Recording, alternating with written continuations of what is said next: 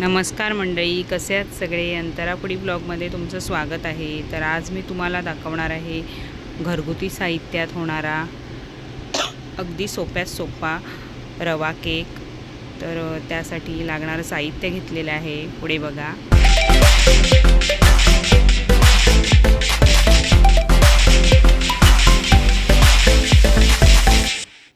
तर बघा, हे मी साहित्य घेतलेलं आहे इथे आणि आपण तयारीला लागूया। आता एक मी बाउल घेतलेला आहे, त्या बाउलमध्ये मी 1 वाटी घेतलेला बारीक रवा घालते आणि त्यामध्येच मी दुकानातून आणलेलं एक छोटासा डबा आणला होता 10 रुपयेवाला दह्याचा, तो दही घातलेला आहे अगदी फ्रेश, आणि घरातलंच बिनवासाचं मी तेल घातलेलं आहे आणि हे सगळं मिश्रण मी एकजीव करून घेते। बघू शकता, सगळं मिश्रण एकजीव करून घ्यायचं आहे।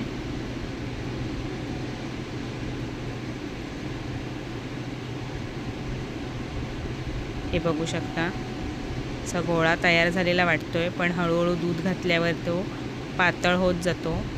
तर हे बघू शकता,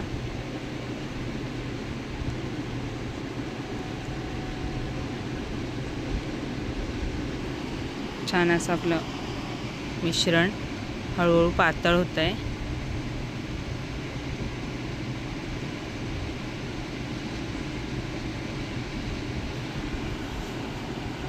तर यामध्येच मी आता एक मीडियम छोटी वाटी साखर घेतली होती घरगुती, मिक्सरलाच दळून ती घातलेली आहे, आणि एकदम छोटी वाटी मी मैदा घेतलेला आहे, तो पण मी घातलेला आहे। आणि हे सगळं मिश्रण आपण हळूहळू असं एकजीव करून घेऊया। आधी सुकं सुकं वाटतंय, पण थोडं थोडं दूध ॲड करत गेल्यावर ते होत जातं पातळ। तर हे बघा, मी घेतलेलं सगळं दूध घातलेलं आहे आणि हे बघू शकता अगदी सगळं मिश्रण कसं पातळ झालेलं आहे एकदम। तर सगळं मी असं हळूहळू एकजीव करून घेतलेलं आहे बघा।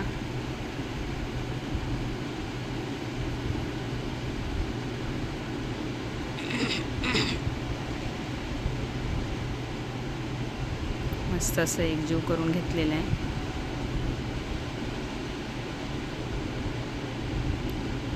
अगदी कुठेही गुठळ्या न ठेवता सतत हलवत राहायचं आहे, म्हणजे आपला केक पण छान असा फुलून येतो। तरी बघू शका,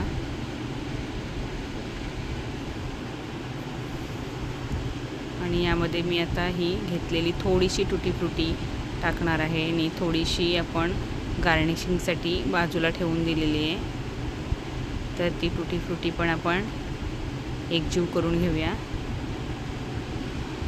आणि मी हा व्हॅनिला इसेन्स घेतलेला आहे, तुमच्याकडे नसेल तर तुम्ही वेलची पूड आपल्या घरी असतेच, ती थोडीशी घातलात तरी देखील चालेल। तर माझ्याकडे होता आहे म्हणून मी व्हॅनिला इसेन्स घातला आहे। तर जवळजवळ 10 ते 12 ड्रॉप्स मी असे व्हॅनिला इसेन्सचे घातलेले आहेत, आणि ते देखील मी एकजीव करून घेते।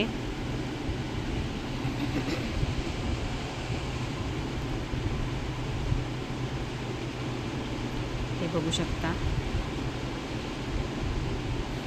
छान असं आपलं मिश्रण एकजीव झालेलं आहे, आणि एक 10 मिनटासाठी मी बाजूला असंच ठेवून देणार आहे।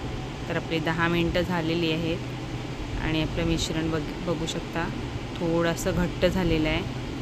तर यामध्येच मी आता बेकिंग सोडा आणि बेकिंग पावडर ॲड करते, आणि त्याच्यावर थोडंसं ॲक्टिवेट होण्यासाठी मी दूध घातलेलं आहे। एवढं दूध पुरेसं होतं, त्यामुळे आपलं मिश्रण जे घट्ट झालेलं आहे ते देखील पातळ होतं, आणि आपली बेकिंग सोडा आणि बेकिंग पावडरसुद्धा आपली एकजीव छान अशी होते। तर बघा, एकाच डायरेक्शनमध्ये बेकिंग सोडा आणि बेकिंग पावडर मिक्स करून घ्यायची आहे।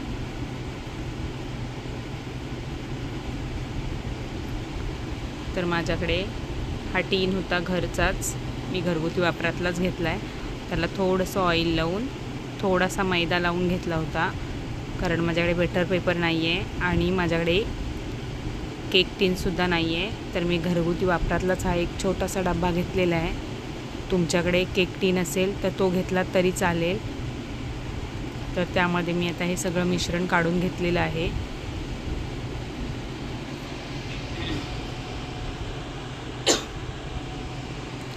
आणि थोडंसं आपण टॅप करून घेऊया, जेणेकरून कुठेही बारीक सारीक बबल्स असतील ते सगळे निघून जातील. आणि मी कढई गरम करत ठेवलेली होती, तर आता आपली कढई देखील गरम झालेली आहे. आणि मी आता पक्कडच्या सहाय्याने अगदी व्यवस्थित असा मी केक टीन ठेवून घेणार आहे. आणि एक 30 ते 40 मिनटासाठी मी बेक करून घेणार आहे.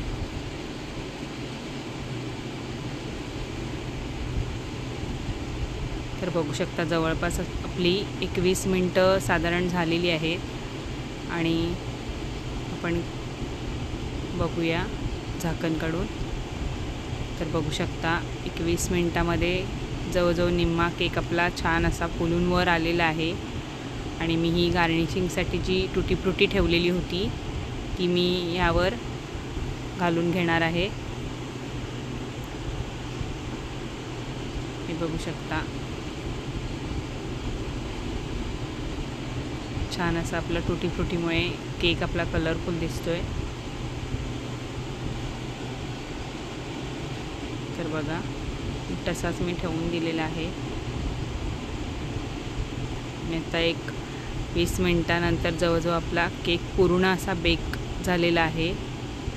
तरी देखील मी एक सुरी बघू शकता पूर्ण क्लीन आलेली आहे, म्हणजे केक पण आपला आतपर्यंत छान असा बेक झालेला आहे.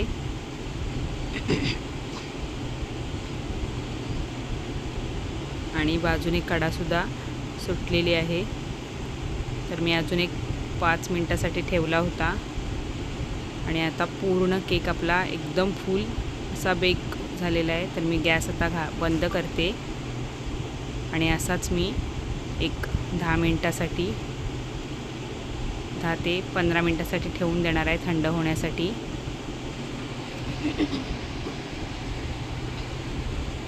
तर जवळपास आपली एक 15 ते 20 मिनटं झालेली आहेत आणि केक आपला पूर्ण असा थंड झालेला आहे बघू शकता.